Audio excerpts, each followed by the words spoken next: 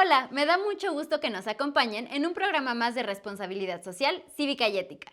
Yo soy Shadani Policanti y por si no has visto este programa antes, es un espacio para reflexionar sobre el poder de participación que tenemos las y los jóvenes. Si es tu primera vez por acá, eres bienvenido o bienvenida. Hoy vamos a reflexionar sobre algo de lo que se tiene que hablar para romper el silencio, el suicidio. Cuando se habla de suicidio, inevitablemente lo relacionamos con otro tema, la salud mental. Hace unos días leí algo que me dejó pensando mucho. Decía, no podemos salir de nuestras casas por salud, pero ¿qué pasa con nuestra salud mental? Y pensé en todas esas personas que se encuentran batallando contra la depresión y la soledad, que no se atreven o no pueden pedir ayuda. Hoy veremos por qué el suicidio es un problema de salud pública y por qué es un problema social que nos involucra a todas y todos. Empecemos.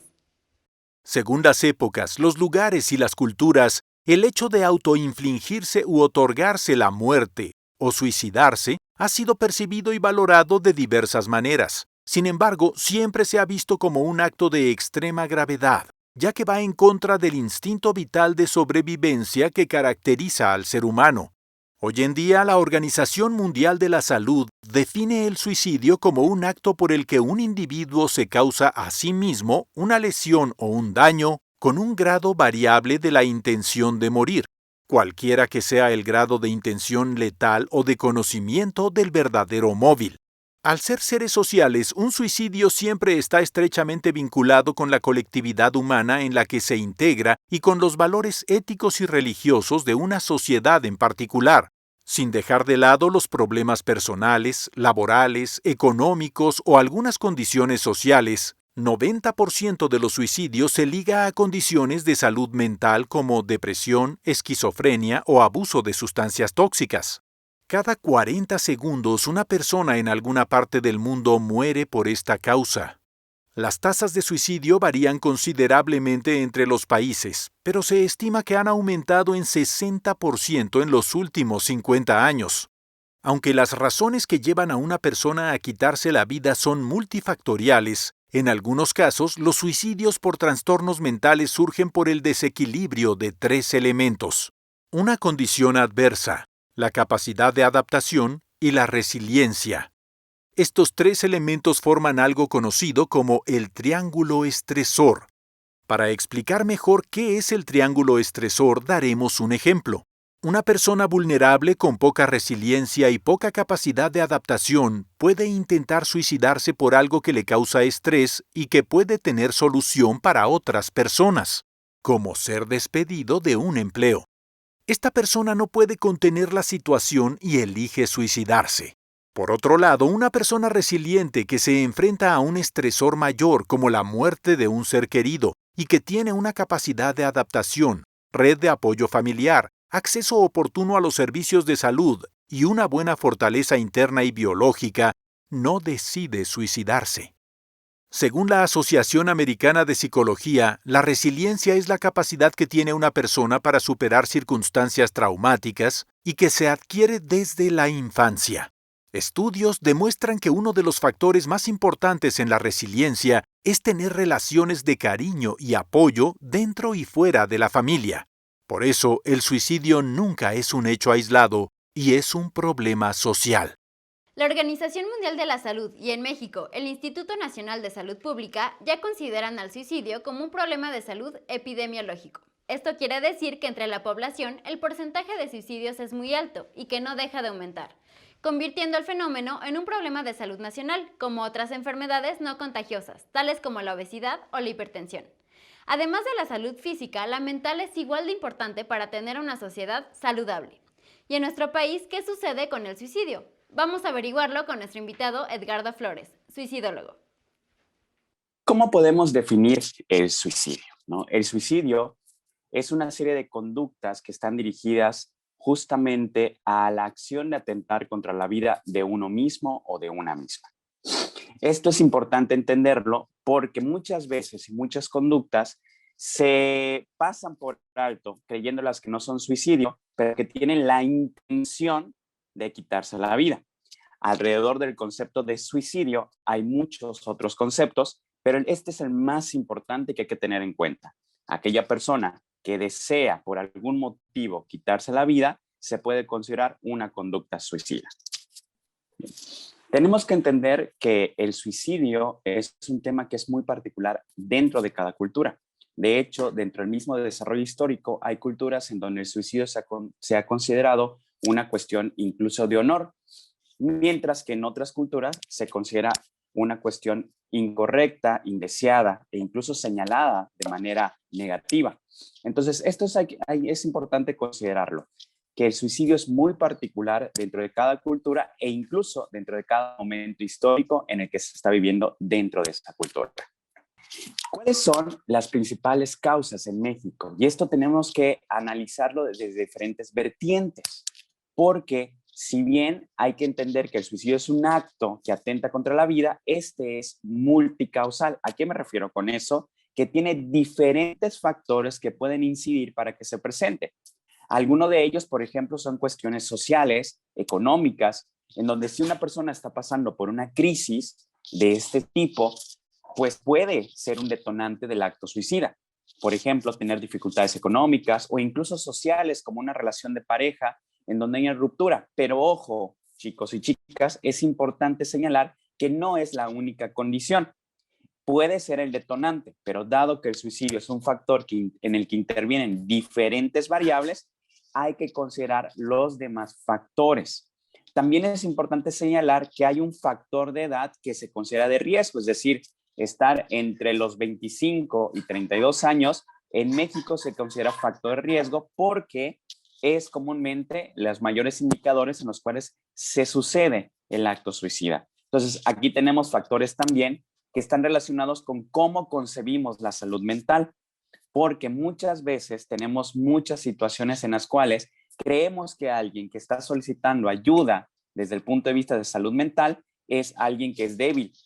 Entonces, también eso contribuye a un factor dentro de estas condiciones. Y así, muchas otras. Lo importante es entender que esto es algo muy amplio que es importante investigar. El suicidio puede ser considerado un problema de salud pública. ¿Por qué? Porque dado que es multicausal, requiere la intervención de los diferentes actores y actrices sociales, como por ejemplo los departamentos gubernamentales, las escuelas, la familia, la sociedad en general. Es importantísimo que se involucre en esto y por eso mismo es relevante que se considere como un problema de salud pública para entonces poner todas las estrategias y herramientas posibles para su prevención, porque algo que hay que remarcar es que el suicidio es prevenible. Actualmente, el suicidio se estudia a través de muchas disciplinas como la psicología, la antropología, la filosofía o la sociología. Cada una de las disciplinas intenta dar una explicación ante este hecho, pero las especialistas están cada día más de acuerdo en que se trata de un fenómeno que no puede analizarse sin considerar el contexto, es decir, la sociedad en la que alguien elige quitarse la vida. Vamos con Donovan para conocer más información sobre este tema. Hola, Donovan. Hola, Shadani. Hola a todos y todas. Hoy en día se entiende al suicidio como un trastorno multidimensional, resultado de una compleja interacción de factores biológicos, genéticos, psicológicos, sociológicos y ambientales. La identificación de las causas puede ayudar a prevenirlo. Uno de los datos importantes es que según el Instituto Nacional de Salud Pública, la mayoría de las muertes por suicidio son masculinas, pero las mujeres son las que realizan más intentos de suicidio, es decir, que las mujeres viven más tiempo con una depresión no diagnosticada. Según la Organización Mundial de la Salud, OMS, unas 800,000 personas se suicidan cada año, lo que representa una tasa estimada de 11.4 muertes por cada 100,000 habitantes. Las muertes por propia voluntad representan la segunda causa de fallecimientos entre los jóvenes de entre 15 a 29 años, después de los accidentes de tránsito. Pero, ¿cuáles son las causas? Muchos estudios realizados por investigadores de España y México estiman que 80% de los suicidios consumados presenta un cuadro depresivo. Las estimaciones de la Organización Mundial de la Salud indican que cerca de 40% de la población mundial vive con depresión. Pero son las mujeres quienes presentan mayor prevalencia de síntomas asociados a la enfermedad en comparación con los hombres. Aunque hay tratamientos eficaces, la OMS reconoce que más de la mitad de los afectados en el mundo, y en algunos de los casos más de 90%, no recibe tratamiento. El suicidio es definido por la OMS como un problema grave de salud pública, que tiene la cualidad de ser prevenible. Para ello es necesario no solo atender los casos de depresión o intentos de suicidio, sino implementar estrategias para la detección temprana de posibles riesgos de suicidio. En este sentido, la atención en salud mental en niñas, niños y adolescentes se vuelve un foco de atención.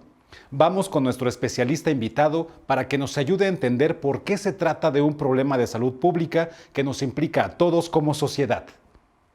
Hay una serie de características, ¿no?, que no siempre se aplican al 100% de las personas, pero específicamente hay una, chicos y chicas, que tiene que ver con los rasgos en los cuales se presenta en aquellas personas que realizan el acto suicida.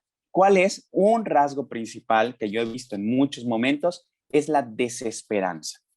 Cuando una persona cae en desesperanza, es decir, ya no considera que hay alternativas para darle solución a lo que está viendo como una problemática, se pone como alternativa, como opción, como camino, el acto suicida, ¿no? Si nosotros trabajamos justamente en darle esperanza a aquella persona que la ha perdido, es ahí donde podemos justamente abordar la cuestión de prevención. Entonces, esta es una característica principal. Hay otras más. De repente son personas que tienden a tener una perspectiva rígida de las cosas y de la vida, dado que esa rigidez le impide ver que evidentemente hay alternativas. Suelen tener poca tolerancia a la frustración o su circunstancia los ha llevado a tener poca tolerancia a la frustración. Y así hay otras cuestiones. Fíjense que hay un factor importante, el tema de la salud mental. Alrededor del 70-80% de los casos en donde se comete un acto suicida, hay antecedentes de factores relacionados con trastornos mentales que no están siendo atendidos por el tabú que hay alrededor de estos mismos. ¿Por qué Yucatán es considerado uno de los estados con mayor índice de suicidio? Es muy interesante hablar de esto, porque fíjense que un factor de prevención que ayuda a prevenir el suicidio es eliminar cualquier fuente que pueda provocar el acto suicida. En el caso de Yucatán tenemos una condición muy interesante. Aquí gran parte de la población duerme en hamacas. Por lo tanto, se tiene acceso a sogas, que es el acto que se realiza en Yucatán. El 80%, más del 80% de los actos suicidas en Yucatán es por ahorcamiento. Y justamente la cuestión cultural, ¿no?, de alguna manera provee de la herramienta principal con el que se comete el acto. No estoy diciendo que sea el único factor, pero acá hay un factor interesante, al menos en la región sureste. Obviamente hay otras condiciones, como justamente también el tabú para hablar de la salud mental. El machismo también contribuye a esta condición. ¿Por qué? Porque desafortunadamente las ideas machistas evitan que los hombres hablemos de lo que sentimos, y cuando se nos cierra el mundo, pues como les mencionaba hace un momentito con la desesperanza, pues esto lleva a creer que es la única alternativa. Llegamos a un punto donde es importante hablar de cómo prevenir el suicidio. ¿Cómo prevenimos el suicidio? Definitivamente trabajando en redes que nos permitan sentirnos parte de una comunidad, ¿no? Estar al pendiente de aquellos amigos y amigas. También es importante realizar prácticas deportivas, de ejercicio. Es importante salir, ¿no?, practicar fútbol, básquetbol, voleibol, salir a correr, y también incluir dentro de esto actividades contemplativas, meditación, salir y admirar el paisaje, disfrutar de esto. El arte también es importante. Si te gusta bailar, cantar, dibujar, también es un medio con el cual podemos trabajar para prevenir estas condiciones suicidas. Y muy importante, ¿no?, siempre consideremos que hay alternativas. Si te estás sintiendo así, si alguien se está sintiendo así, poder guiarlo, o tú mismo o tú misma, hacia estas condiciones en donde podamos ver alternativas a esta condición que estamos viviendo. Muchas veces nos podemos preguntar, ¿qué podemos hacer como jóvenes? Definitivamente el romper con esta condición de creer que es alguien débil, aquella persona que indica que está pasando por un malestar, ya estamos contribuyendo como jóvenes a esta condición. También es importante saber escuchar. Muchas veces sentimos miedo cuando creemos que alguien está pasando por una condición y no queremos preguntarlo. perdamos ese miedo. Preguntémosles a esa persona, ¿cómo estás? ¿Cómo te sientes? ¿Ha pasado por tu cabeza esta idea?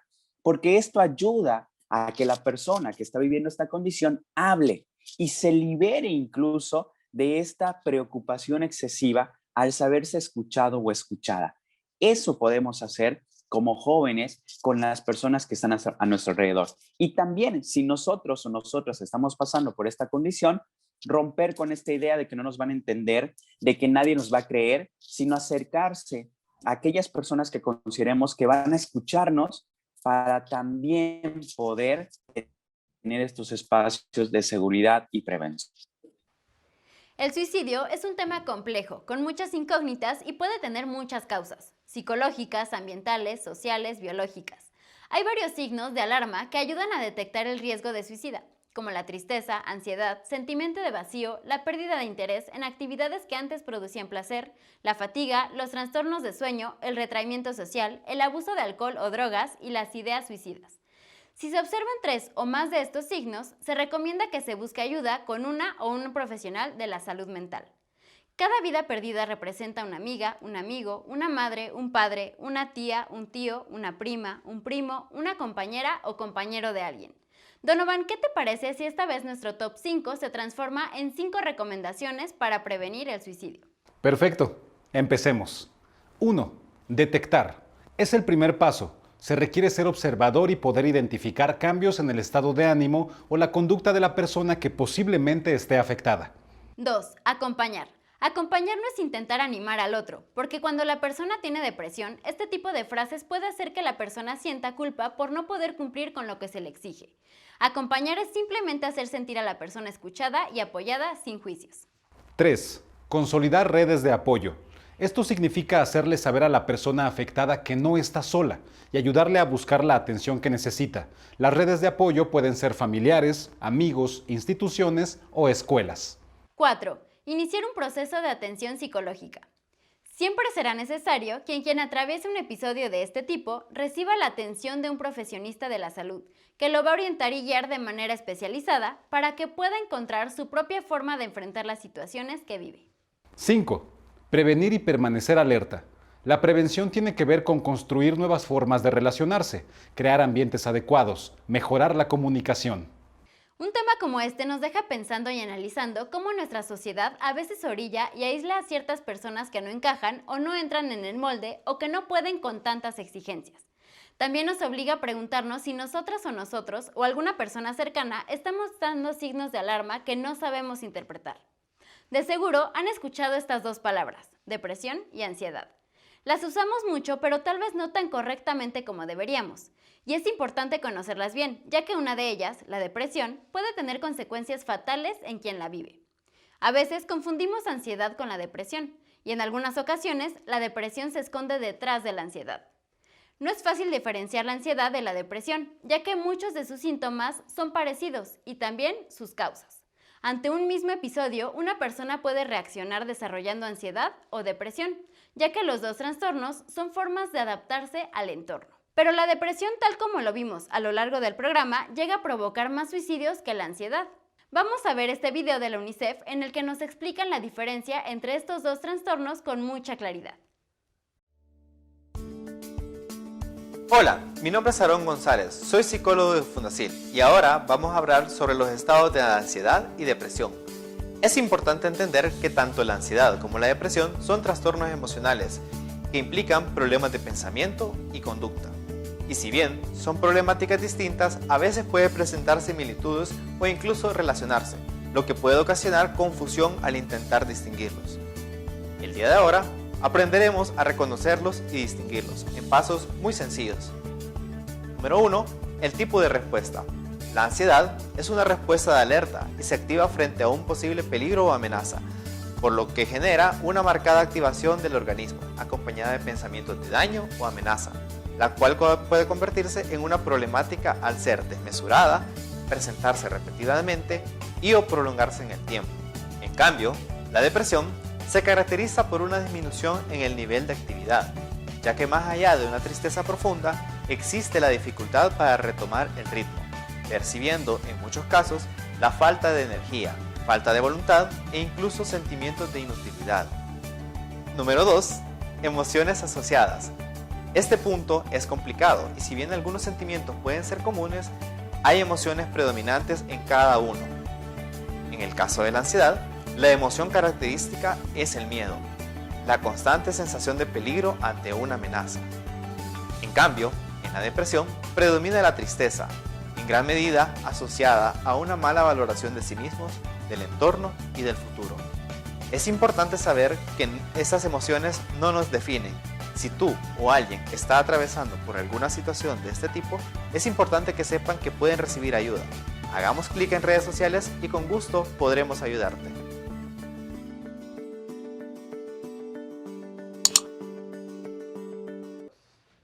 Hemos llegado al final de este programa. Como dice el video que acabamos de ver, hablemos. A veces, unas pocas palabras hacen toda la diferencia. Cada día son más las y los jóvenes que crean sus propios espacios seguros de contención para ayudarse y ayudar a otras personas.